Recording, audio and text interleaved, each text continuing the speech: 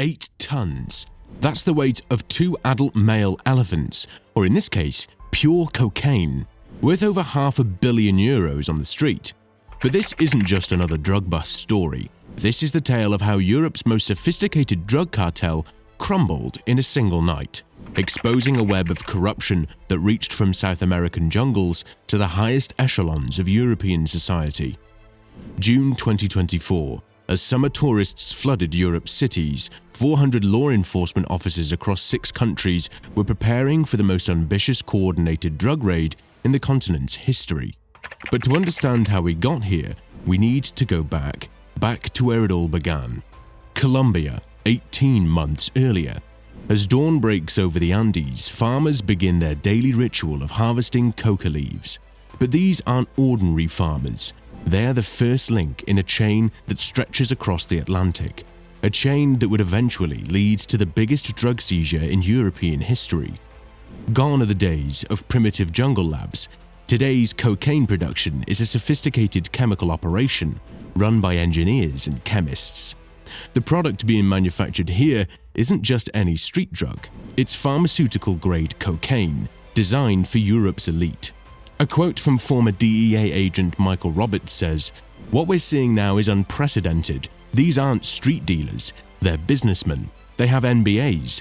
They understand global logistics. They're running their operations like Fortune 500 companies."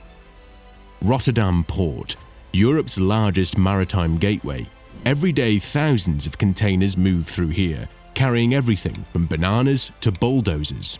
It's a symphony of commerce, a testament to global trade, and for drug cartels, it's the perfect cover.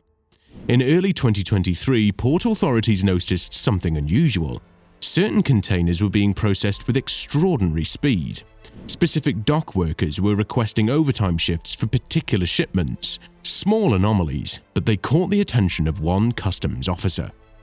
An anonymous customs officer quotes, "Something didn't add up. These workers, some of them were driving luxury cars, buying expensive homes. On a dock worker's salary? That was our first red flag," one anonymous customs officer had to say. What began as a routine investigation into potential corruption soon revealed something far more sinister. A network of compromised officials spanning multiple countries. Sophisticated communication systems using military-grade encryption. Shell companies within shell companies, leading to offshore accounts in tax havens. This is what Europol analyst Maria Schmidt had to say. The complexity was staggering. They had infiltrated every level of the supply chain. Port authorities, shipping companies, custom offices. They even had people inside law enforcement agencies feeding them information. But the cartel's greatest strength, its sophistication, would ultimately prove to be its weakness. March 2024, a junior IT specialist in Antwerp's Port Authority notices an unusual pattern in the cargo tracking system. Certain containers are being tagged with a unique digital signature, almost invisible unless you know what to look for. This discovery leads investigators to an encrypted communication network used by the cartel, but cracking it seems impossible until a single mistake changes everything. A high-ranking cartel operative dining at a luxury restaurant in Amsterdam commits the cardinal sin of modern crime. He uses his personal phone to send a business message. 6 words that would bring down an empire. The eagle has left the nest. For the next 3 months, law enforcement agencies across Europe worked in absolute secrecy. The operation had to be flawless. They would only get one chance. Commander Sarah Vossen from Europol came out and said this: "We were dealing with an organization that had eyes and ears everywhere. They had corrupted officials in multiple agencies. We couldn't trust traditional communication channels. Every detail of the operation had to be planned face-to-face in secure locations. Special forces units from 6 countries trained together, synchronizing their operations down to the second. The target, 40 key individuals across Europe, each a crucial piece of the cartel's puzzle."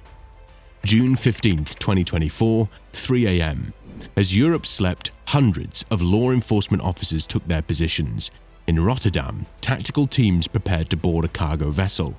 In Antwerp, frogmen checked their equipment. In Hamburg, drug-sniffing dogs waited in silence.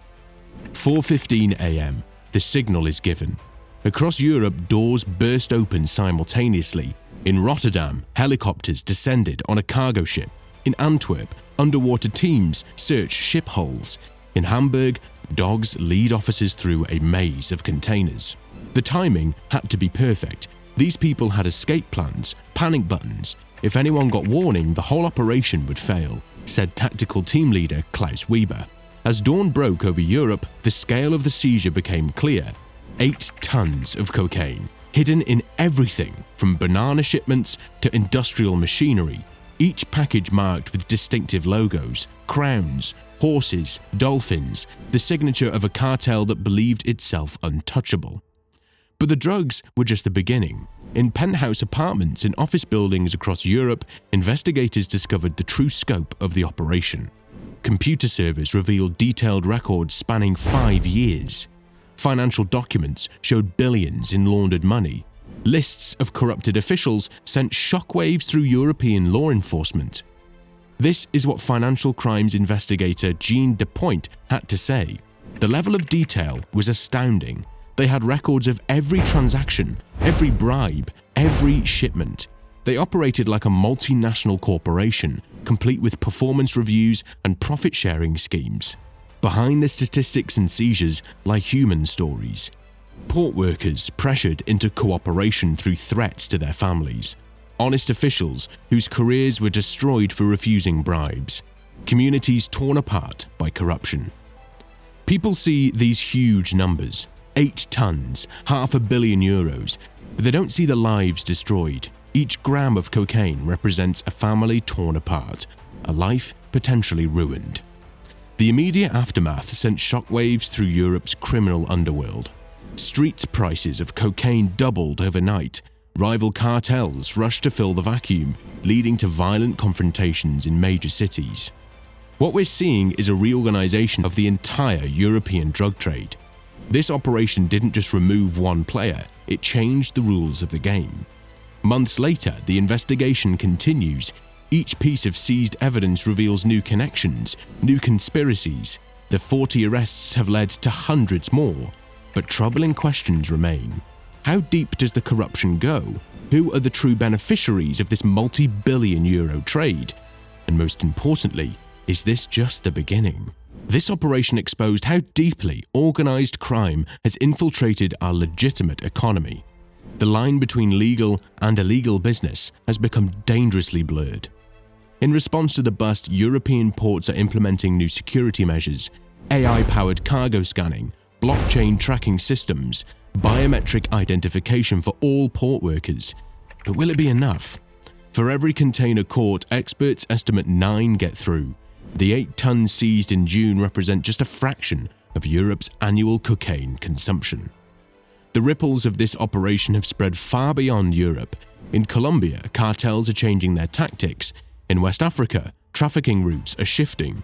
In North America, law enforcement agencies are studying the European operation, preparing for similar challenges. This isn't just a European story. It's a warning about the evolution of global organized crime. The next generation of cartels will be even more sophisticated, more integrated into legitimate businesses. Today, these ports continue their daily operations. Ships come and go. Containers are loaded and unloaded.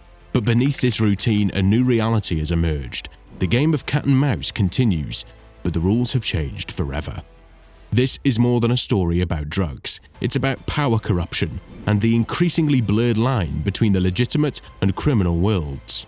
It's about the price we pay for our global economy and the challenges we face in protecting it. As you watch this, somewhere in South America, another shipment is being prepared, another organization is learning from these mistakes, and another group of law enforcement officers is preparing for the next battle in an endless war.